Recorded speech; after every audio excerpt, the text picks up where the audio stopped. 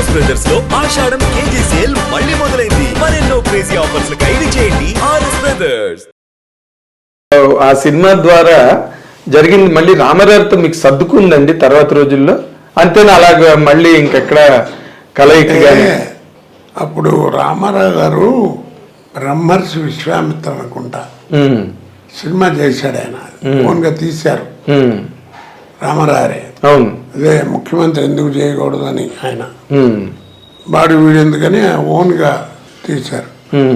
ఆ సినిమాకి డబ్బింగ్ చెప్పడానికి మద్రాసు వచ్చాడు. చెప్పి వెళ్ళిపోతూ ఎయిర్పోర్ట్లో యాక్చువల్గా ఆయన వచ్చారంటే 100 మహాత్ములు వస్తారు కదా. అవును కదా. 25 మంది పక్కన మంచి ఆజానుబాహు పచ్చని డ్రెస్సు సన్యాసిని వచ్చేకు పోగు కిర్రి కిర్రి కిర్రమంటూ చెప్పులేసుకుంటూ వస్తున్నారు.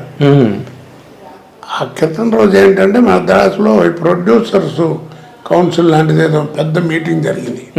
దానికి హైదరాబాద్ నుంచి వీళ్ళందరూ పెద్ద పెద్ద వాళ్ళందరూ కూడా వెళ్ళారు, ప్రొడ్యూసర్లు అందరూ.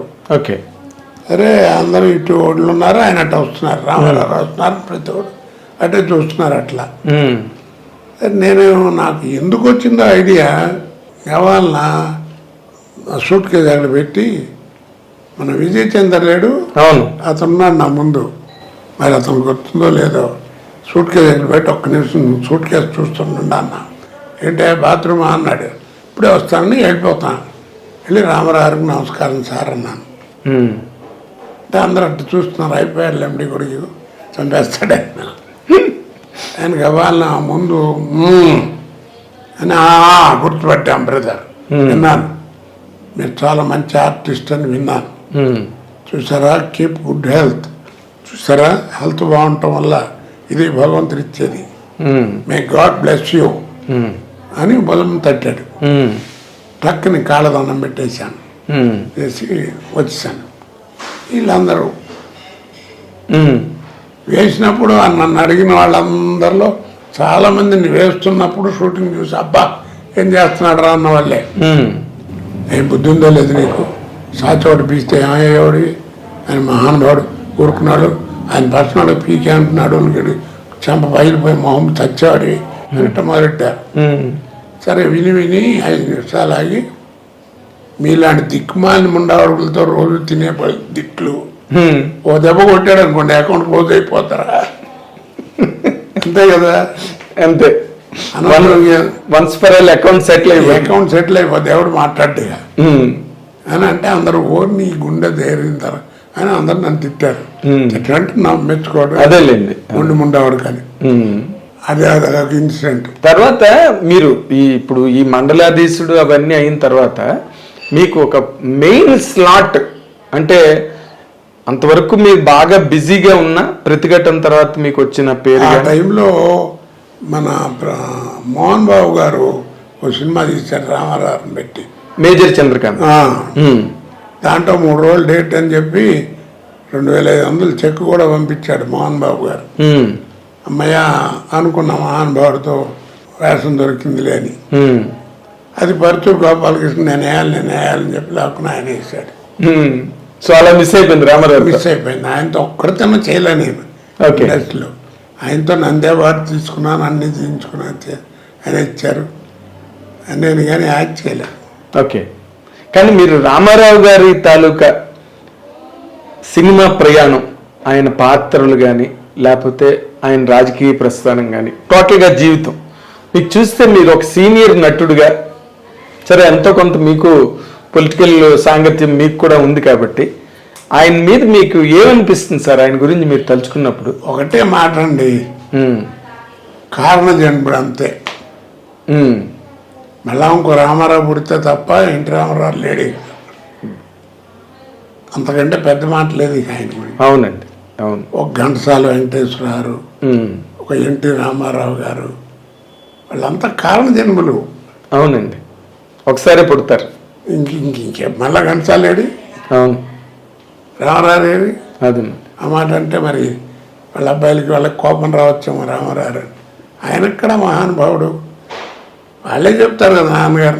అవును, బాలకృష్ణ గారు ఎప్పుడు ఆయన నోట్లో ఎప్పుడు నాన్నగారి పేరే ఉంటుంది. పేరే ఉంటుంది. తర్వాత డైలాగులు కూర్చుంటే ఆయన డైలాగులు చెప్తుంటారు. అవును, కాబట్టి ఆయన ఇది అంటే కారణజన్ములు ఎందుకంటున్నానంటే ఒక్క వ్యక్తి ఒకే ఒక వ్యక్తి కడివడి పాలల్లో విరిగిపోవాలంటే ఒక్క ఉప్పు కడికి చాలన్నట్టుగా ఇంతమంది కోట్ల మంది తెలుగు వాళ్ళు ఉంటే మహానుభావుడు ఒక్కడు నిలబడి 6 నెలల్లో కాంగ్రెస్ గవర్నమెంట్ పడగొట్టి పట్టుదల బట్టి దేశమంతా తిరిగి ప్రపంచ ఖ్యాతి గంచాడు ఆ ఒక్క ఎలక్షన్తో ఒక్కడు మనిషి పోయాడు.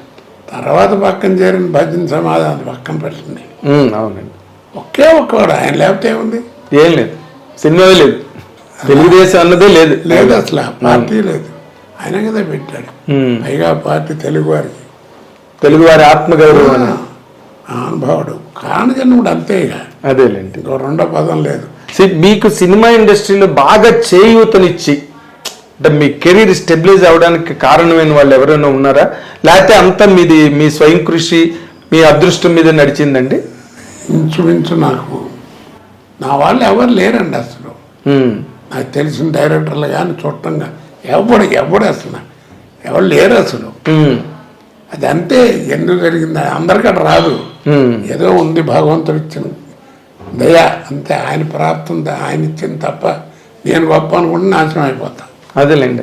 అలా అయితే ఇప్పుడు మరి మీరు అలాగ మీ అదృష్టవశాత్తు లేకపోతే మీ ప్రతిభ మీ కెరీర్ మీరు అలాగ నడిచింది, ఎవరు సపోర్ట్ లేకపోయినా ఆ సక్సెస్ ఏదైతే వచ్చిందో దాన్ని మీరు సవ్యంగా వినియోగించుకున్నాను అనుకుంటారండి ఎప్పుడైనా, లేకపోతే దాంట్లో కూడా లోటుపాట్లు ఉన్నాయా?